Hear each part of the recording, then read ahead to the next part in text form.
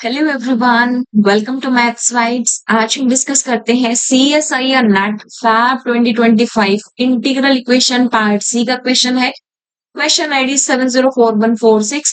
दो questions already हम discuss कर चुके हैं, उनका लिंक आपको डिस्क्रिप्शन बॉक्स में मिल जाएगा और आई बटन में भी शो हो जाएगा। So let G be a function from are to R be a continuous function define F x. हमें एक जी फंक्शन डिफाइन किया गया है आर से आर पर और वो कॉन्टिन्यूअस फंक्शन है। एफ एक्स इस तरीके से डिफाइन किया गया है, integration 0 to x x minus t gt dt where x belongs to r. Which of the following statements are true? हमें बताना है कौन सी स्टेटमेंट ट्रू है।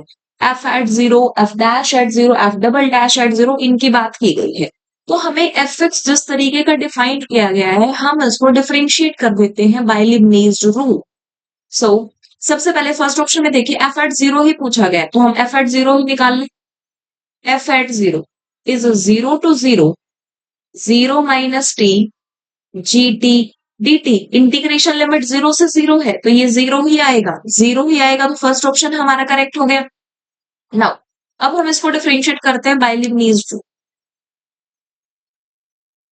एफ डैश एट 0 इज क्या होगा हमारा, सबसे पहले लिमिट 0 to x, इस पार्ट का derivative with respect to x is 1, function of t as it is, plus इस कंप्लीट में अपर लिमिट पुट कर दो t के प्लेस पर, so x minus x g of x into derivative of x with respect to x is 1 minus इस complete में t के place पर लोअर लिमिट पुट करनी है, that is 0, x minus 0 g of 0 and derivative of 0 with respect to x is 0।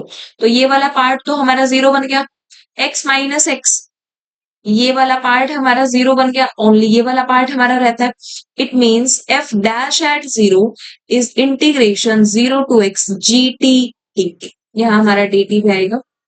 Now f dash at 0 exist, क्या f dash at 0 हमारा exist करता है? अब देखिए g हमारा एक कॉन्टिन्यूअस फंक्शन है, तो ये जो f डैश एट 0 है ये हमारा एग्जिस्ट करेगा। और f डैश एट 0 की वैल्यू क्या होगी, इंटीग्रेशन 0 to 0 gt dt, ये वाली वैल्यू अगेन 0 आएगी, तो सेकेंड ऑप्शन भी हमारा करेक्ट होगा। अब थर्ड देखिए, थर्ड और फोर्थ दोनों में ही एफ डबल डैश की बात की गई है, एफ डबल डेरिवेटिव एक्स। तो देखिए एफ डैश हमारा क्या है, ये आया है, तो इसको इंटीग्रेट करेंगे तो क्या होगा। अब यहाँ पर कोई फंक्शन ऑफ एक्स नहीं है तो 0 प्लस अपर लिमिट हो जाएगी पुट टी के प्लेस पर, तो g of t sorry g of x, upper limit is x and derivative of x with respect to x is 1, lower limit is 0, derivative of 0 is 0, इस same इस तरीके से करेंगे तो वो भी हमारा हो जाएगा 0।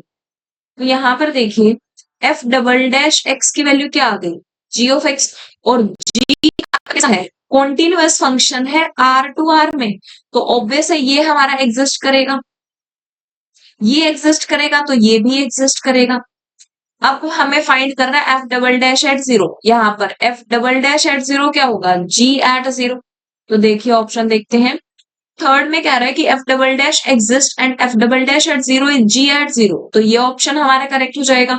फोर्थ में कहता है f double dash at 0 exist, यहाँ तक तो ठीक है कि हमारा एग्जिस्ट कर रहा है, बट ये कह रहा है कि एफ डबल डैश एट 0 की वैल्यू जी 0 के इक्वल नहीं होगी, जबकि वैल्यू जो है वो हमारी इक्वल आएगी, तो ये ऑप्शन हो जाएगा हमारा incorrect. So first second and third होंगे इसके करेक्ट। अगर आपको वीडियो पसंद आई हो तो लाइक करें, शेयर करें, और अगर अब तक चैनल को सब्सक्राइब नहीं किया है तो सब्सक्राइब करें। Thank you.